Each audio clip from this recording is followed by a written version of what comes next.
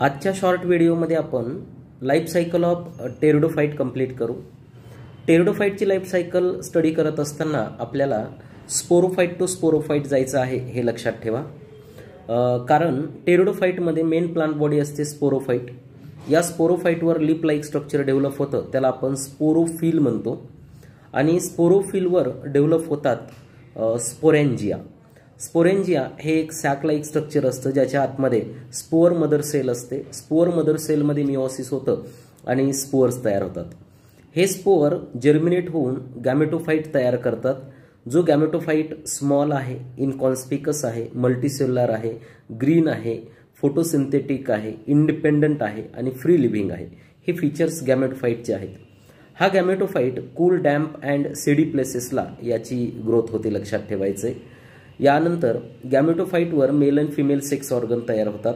Male sex organ आहे अँथेरिडियम, जो तयार करतो अँथेरोझॉइड हे मेल गॅमेट।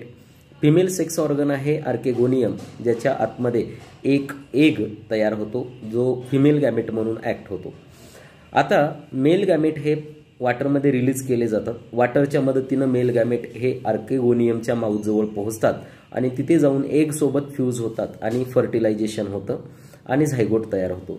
या झायगोटमध्ये फर्दर डिफरन्सिएशन होतं आणि स्पोरोफाइट तयार होतो।